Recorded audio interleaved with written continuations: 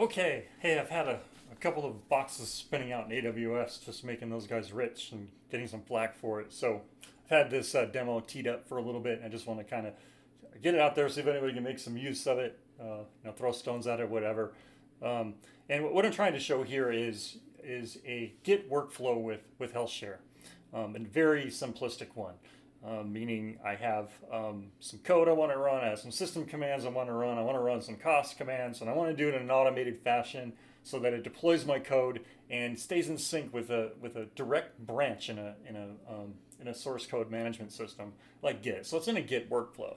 So I'm going to show you just the two instances that are up there in very disparate worlds. You have their own blast radius, if you will. You got dev, and we got live. I'm going to show you GitLab. We have one repo that has two runners installed, once on each of those HealthShare instances. Those instances are basically the demo install of HealthShare, and they have three different instances on each box, so they're kind of overloaded a little bit, but we're going to be messing with one particular namespace called ESB for this.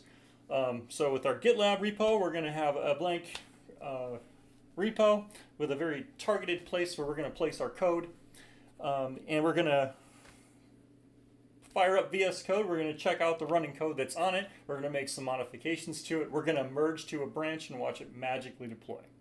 That's going to go to dev. We're going to kind of take a look at our changes, and to ramp up the demo for a little bit for the workflow a little bit more, we're going to say, okay, we're done. We're going to take our dev branch, merge that into main, and we're going to go to prod, refresh it, and go, yay! So that's kind of the workflow that we're going to show. At the end of it, show the magic that puts it all together, which is basically the drafting of the pipeline in GitLab that executes on the runners and does all the work for us. So here's our HealthShare install. We got a dev box and we got a live one. These each have a runner installed. You can see they're a little bit different. If I can get out of my own way here, you got more items on the dev side and do the prod box.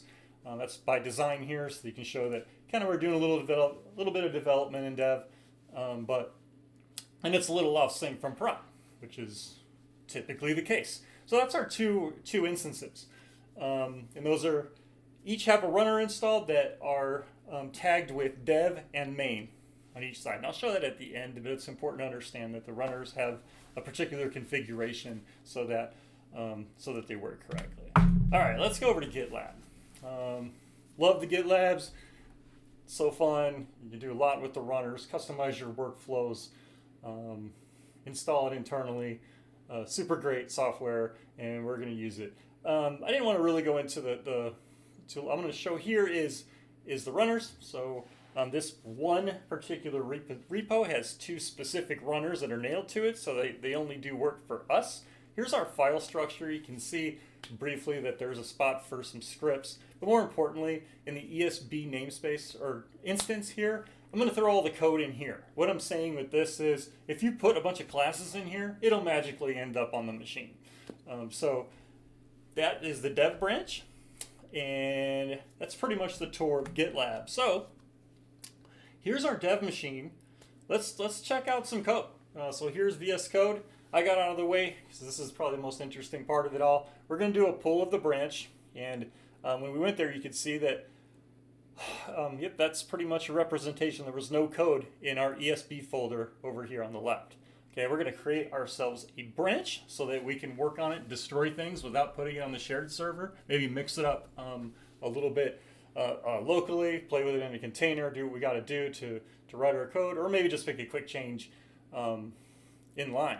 So using the VS Code plugin to get to the instance, we're going to log into the instance. We're going to go to the customer namespace, and I'm going to go read only, which is important for me because when I go edit code directly, VS Code has the ability to just run it hot and put it right into the runtime.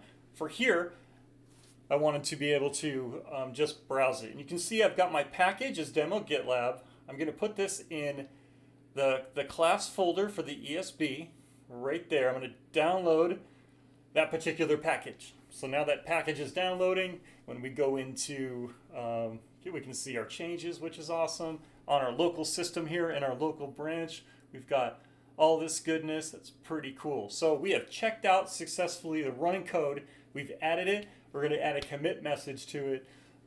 so that we have it. And then this should set us up to make some changes and then eventually get those onto our dev box.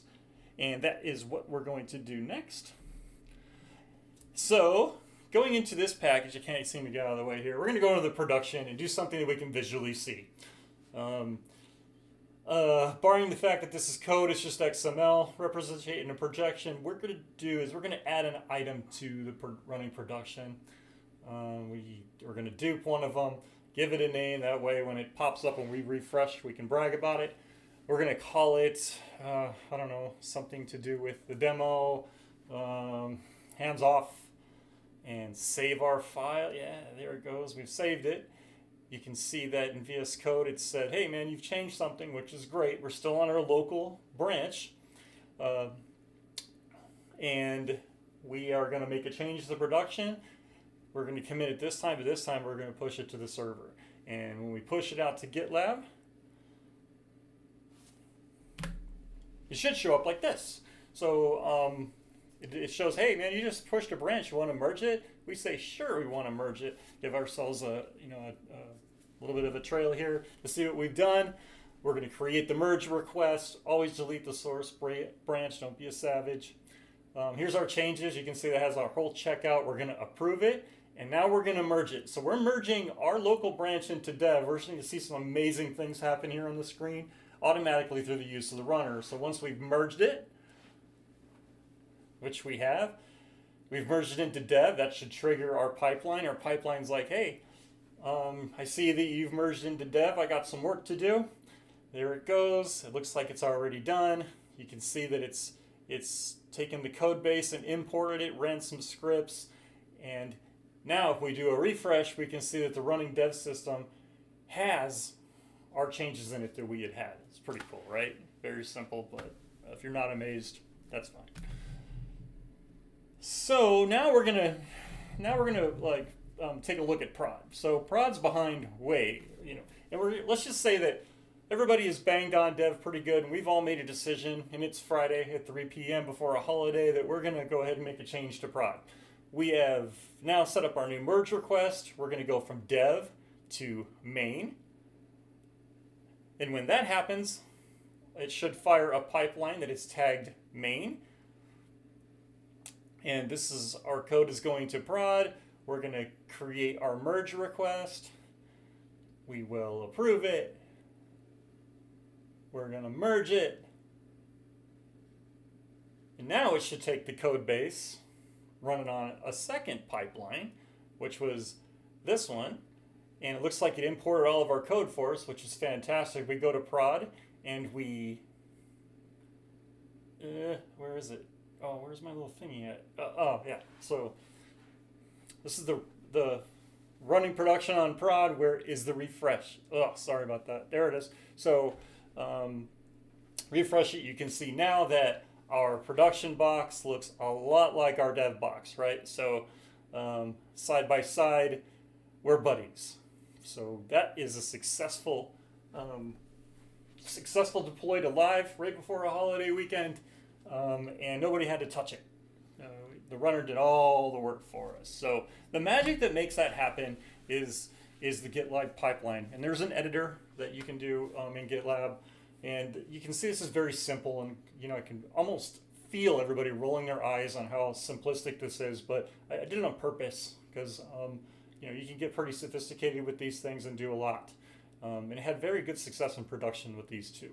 This is the starting point too. So you can see that this particular pipeline is dev. It only runs when dev gets done. You can see here that we're pulling some sleight of hand here to import our code from the place that we checked it out, right? Now we're running a silly operating system command just to show you we can do it. And then we're going here, we're running a cost command to update the production. That way we make sure that our change to the production went. So that's an example of importing the code, doing some operating system maneuvers, like moving an SSL cert to someplace, creating a directory, whatever you gotta do, and then actually, deploying your code and starting the instance so it's healthy. So that's it. That's the round tripper. I think what you saw was us sync up a prod live box with a single code base. We have two boxes that are running the exact same code base in dev and live.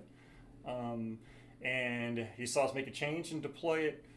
And yeah, that's about it. Now I get to delete those AWS resources so people won't be so critical of me spending money for no reason whatsoever. But I don't know. Hope you liked it. Bye.